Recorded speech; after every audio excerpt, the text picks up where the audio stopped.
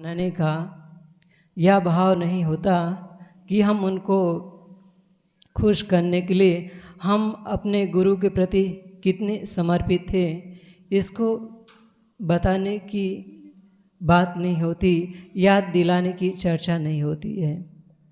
किसी महापुरुष की जब पुण्यतिथि या जन्मतिथि मनाई जाती है तो उसके भाव में होता है कि वे जो कर गए हैं, उन्होंने जैसा जीवन जिया, क्या हम वैसा जीवन जी रहे हैं? जो गुरु ने हमें रास्ता बताया, जो मार्ग बताया, क्या हम उन रास्तों पर, उन मार्गों पर चल रहे हैं? जब हम खुद से प्रश्न करते हैं, खुद अंदर झांकते हैं, तभी हमें सत्य का मोती मिलता है।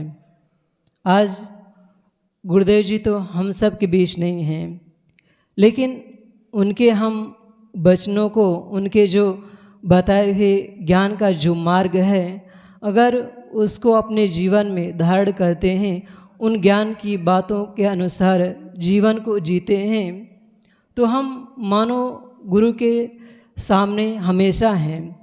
गुरु हमसे कभी ओझल होते ही नहीं हैं। अगर हम उनकी जो वाणी है, उनका जो ज्ञान है, उसमें दिन रात निमंजन करते हैं, फिर गुरु हो या ना हो, अगर हम उनकी वाणियों में, ज्ञान में रमते हैं, तो गुरुदेव हमारे सामने हर समय, हर पल रहते हैं। और इसके विपरीत हम गुरु को मानते हैं, लेकिन उनके बताए हुए जो मार्ग हैं, जो रास्ते हैं, उन रास्तों पर नहीं चलते, तो फिर गुरु को मानना ना मानना है। क्योंकि जब बताए हुए रास्ते पर हम चलेंगे नहीं, तो फिर हमारे जीवन में शांति कैसे आएगी, हमारे जीवन में खुशियाँ कैसे आएंगी? आज हम देखें तो पूरा संसार ईश्वर परमात्मा के लिए भटक रहा है, बाहर ईश्वर की तलाश कर रहा है, खोज कर रहा है। लेकिन जब गुरु ने बता दिया कि कोई ईश्वर बाहर नहीं है, तुम्हारे अंदर जो चीज़ मौजूद है वही ईश्वर है, वही परमात्मा है, बशर्ते तुम अपने अज्ञान का जो पर्दा है उसे मिटा दो, उसे हटा दो। अपने अंदर की जो वासना है, जो आसक्ति है, जो मोह ममता है, उसका त्याग कर दो, उसे मिटा दो, फिर वह परमात्मा तुम्हें मिल जाएगा, उसकी अनुभूति होने लग जाएगी। तुम्हारे जीवन में जो दुख है वह मिट जाएगा। मनुष्य जो भी कुछ करता है उसके मूल में होता है सुख शांति का जीवन जीना। रत्नाकर भी जो भी कुछ करते थे, दूसरों को मार काट करते थे, तो उसके मूल में था अपने परिवार का और खुद का जीवन, सुख से जीवन जीना।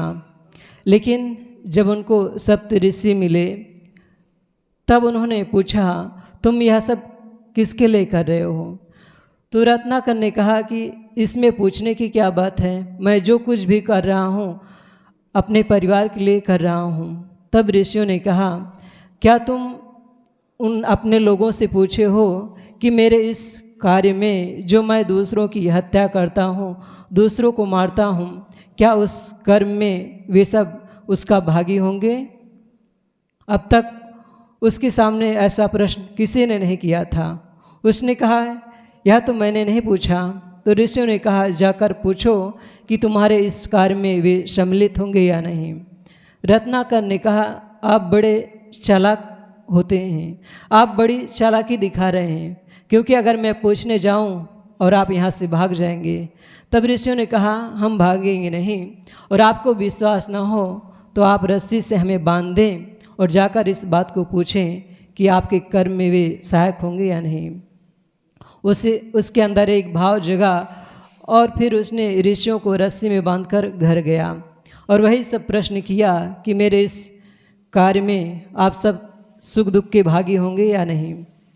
तो परिवार के लोगों ने कहा, तुम्हारा कर्तव्य है हम सबका पालन पोषण करना, लेकिन तुम जो कर्म कर रहे हो उसमें हम तुम्हारा भागीदार नहीं हो सकती। अब तक वह जैसे अज्ञान में जी रहा था, जैसे ही उसके सामने यह उत्तर मिला कि हम तुम्हारे कार्य में नहीं हैं, नहीं सम्मिलित हो सकते, चाहकर भी नहीं सम्मिलित हो सकते, क्योंकि सभी मनुष्य अपने कर्मों के भागीदार होते हैं।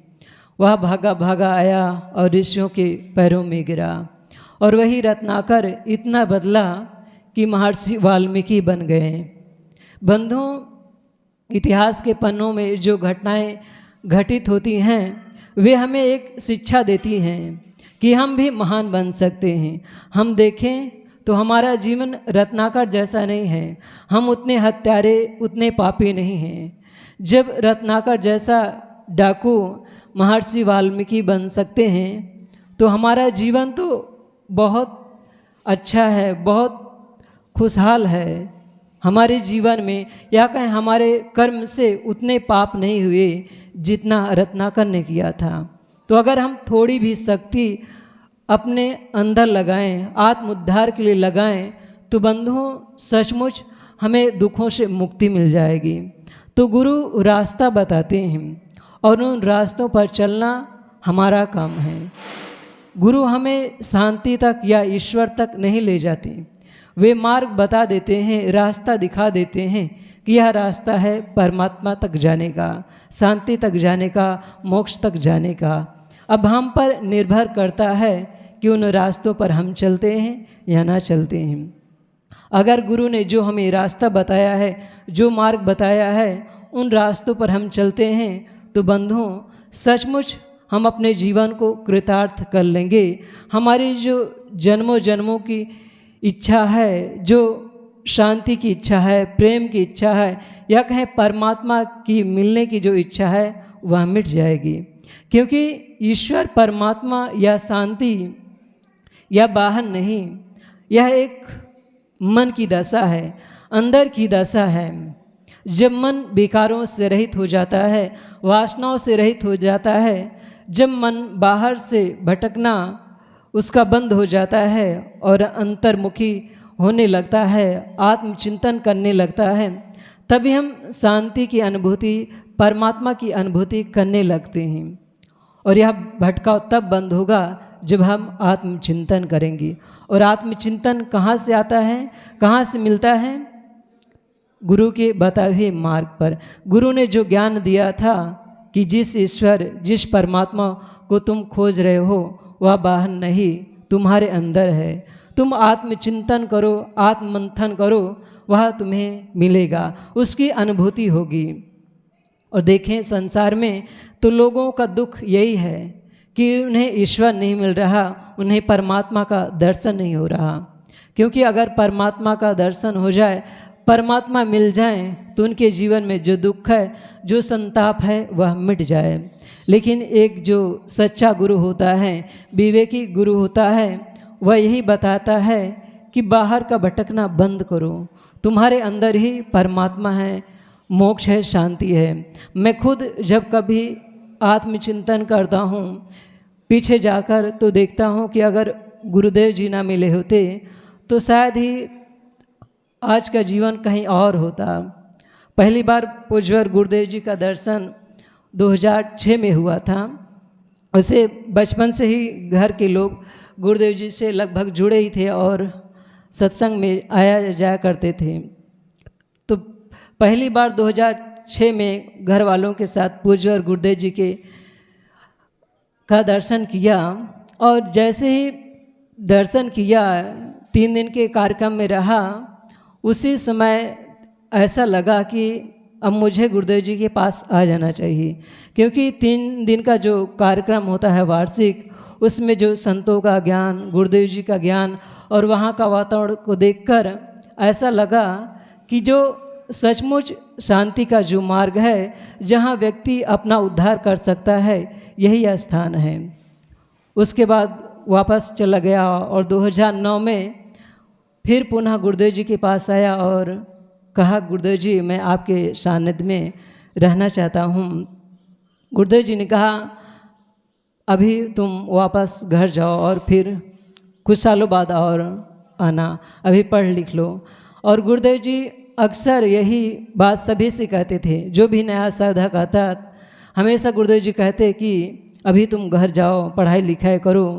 और ऐसा कहने का भाव यह था कि जब अगर उसका मन कमज़ोर होगा तो वह स्वाभाविक कुछ दिनों वापस चला जाएगा, लेकिन अगर रहने के लिए आया है तो मेरे कहने से नहीं जाएगा।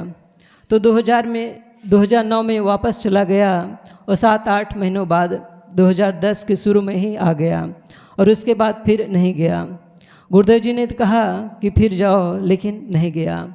तो जब गुरुदेव जी का सानिध्य मिला तो जीवन एकदम बदल गया। जो मन अभी तक गुरुदेव जी के पहले का जो मन था, जीवन था, जो राग रंग का चिंतन करता रहा, संसार की वस्तुओं के बारे में सोचता रहा, जैसे ही गुरु का सानिध्य मिला, गुरु का ज्ञान मिला, वह जीवन एकदम बदल गया। तो गुरु का दर्शन का लाभ यही होता है कि हमारा सोचना बंद हो जाता है, हमारा जो गलत सोचना होता है, गलत चिंतन होता है, वह बंद हो जाता है और हम एक नए ढंग से जीवन की शुरुआत करते हैं। तो मैंने अपनी बात शुरू की थी कि हम सबके जीवन में जो दुख है, जो संताप है, वह हमारी वासनाओं के कारण हैं, अज्ञानता के कारण हैं और यही अज्ञानता के कारण हम अनादिकाल से भटक रहे हैं। लेकिन जब गुरु का ज्ञान मिल जाता है, गुरु का सानिध्य मिल जाता है और उन ज्ञान की बातों के अनुसार जीवन को ढाल लेते हैं, गुरु के बताए हुए रास्ते पर चलने लगते हैं, तब हमारे अंदर से जो अंधकार होता है, जो विकारों का साम्राज्य अभी तक मौजूद था, जिसके नाते हम दुख महसूस कर रहे थे, हम शांति से, मोक्ष से या कहें अपने आप से दूर थे, वह मिट जाता है। हम जिस ईश्वर की तलाश कर रहे थे वह तो हमारे अंदर ही मौजूद था। अज्ञानतावश उसे हम नहीं देख पा रहे थे। हमारे अंदर ही ईश्वर परमात्मा है, हमें उसे ढूंढना नहीं, बस हमें उसमें जागना है, उसमें सावधानी लाना है। और सावधानी कब होगी? जब हमारा मन अंतर्मुखी होगा, जब मन बाहर से मुड़कर आत्मचिंतन करेगा, आत्मशोधन करेगा, तभी हम शांति की, अपने आप की अनुभूति करेंगे।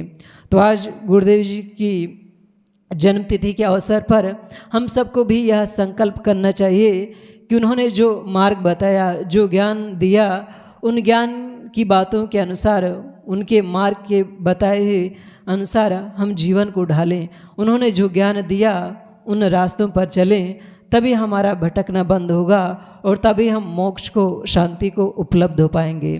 कुछ बातें मैंने आप सबके बीच कही और ज़्यादा